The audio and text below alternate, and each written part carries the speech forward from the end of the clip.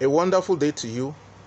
I am Robinson Ario, and I am propelled this morning by that injunction by Karl Marx, which goes thus, and I quote, "To leave an error unrefuted is to encourage intellectual immorality."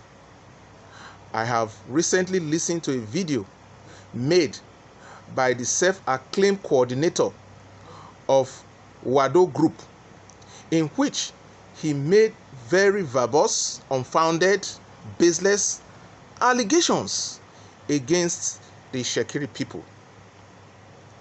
It is pertinent to note that he has not only made these allegations, but has circulated the allegations and encouraged it to be continuously circulated.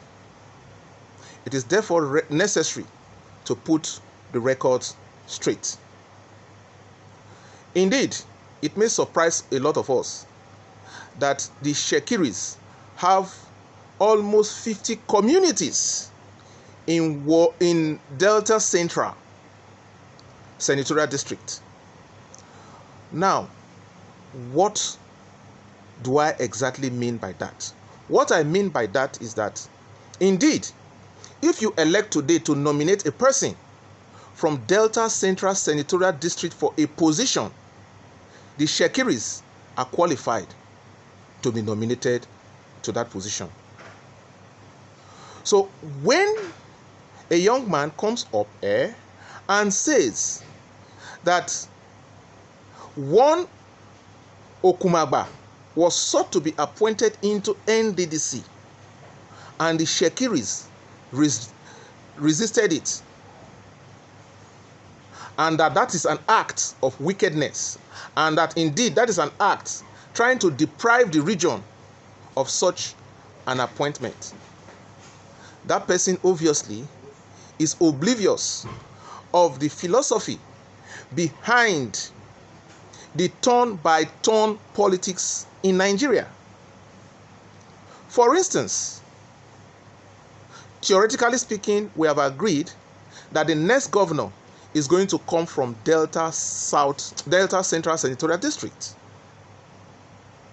Now, in picking a person to support, it will mean that you could even pick an Shekiri man. But let's say it's not an elective position. Let's say it's an appointment position. How many times has an Shekiri man from Delta Central Senatorial District been appointed into positions that are allotted to Delta Central? If the answer to that question is none, then why? Why should it be that when it is the turn of somebody from Warri to be appointed, it should be an Urobo man? Is it that there are no competent Ishekiri men to occupy that position? When the Ishekiris then come out to insist that this turn-by-turn philosophy, which everybody has subscribed to, should also extend to them, does that amount to wickedness? Would the wickedness not be the person who insists that when appointment comes to Delta Central, where you have Shekiris and Urobo, it must be Urobo, and the same person insists that when appointment comes to Warri South, that the appointee must also be Urobo? And when you now speak out to say no, that is unfair and unequitable, you are now branded to be a wicked person. I wonder what kind of dictionary that such a person who comes to this kind of conclusion uses. Now, if you watch carefully, the current Deputy Senate President has cited and caused to be executed projects across Delta Central Senatorial District, where he's from, in complete disregard. He completely discountenanced all Ishekiri communities in doing so. And yet, you say these are the people that are stretching out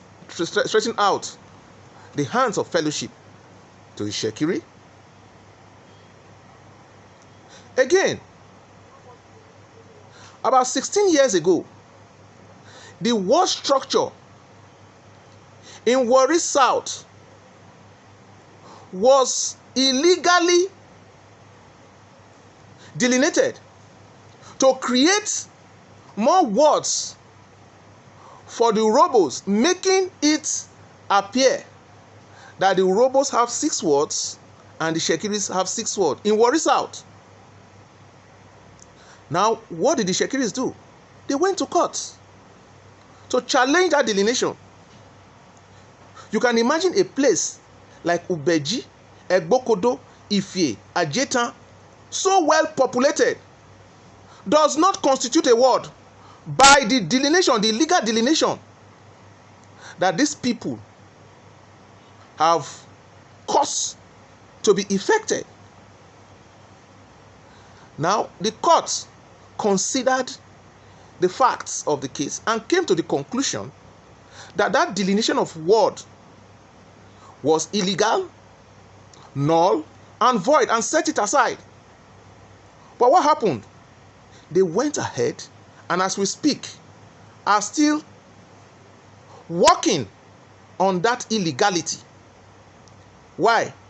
Because they appear to have a strong majority in Delta State and therefore controlling the instrumentality of power to contempt even the judgment of a competent court of law.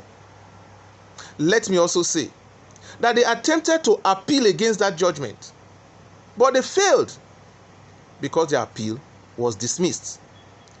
As we speak, the ward structure with which they are bragging around town is illegal, null, and void by the authority of a competent court of law. And the judgment is there for everyone to see. Now, what can be more audacious in harassment and oppression than the fact that there is a judgment of court? In the face of a judgment of court, you use your overwhelming majority at the state level as instrumentality to force a thing that has been declared by a competent court of law as null and void, to force it as the operative standard. Now, we all do know that the Constitution of the Federal Republic of Nigeria, particularly Section 14 thereat, provides a situation where even the minorities within a state will have a sense of belonging within the configuration called Nigeria. But because this group of people thrive in lawlessness, they have ensured that those provisions do not see the light of day. It may interest you to know that the popular Warri Refinery and Petrochemical Company is a facility whose landed property was acquired from Ubeji and ought to, in fact, be bearing Warri Refinery and Petrochemical Company Limited, Ubeji. Let us go back a little bit. There was a conflict over ownership of land between Ekpan and Ubeji, which led to the setting up of a panel of inquiry. The white paper is there. To the effect that some boundary landmarks were arrived at. In this case, the police station.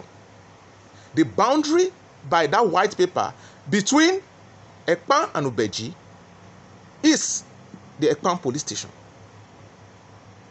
But again, the lawlessness of these people has made it impossible to name Warri Refinery and Petrochemical Limited Ubeji.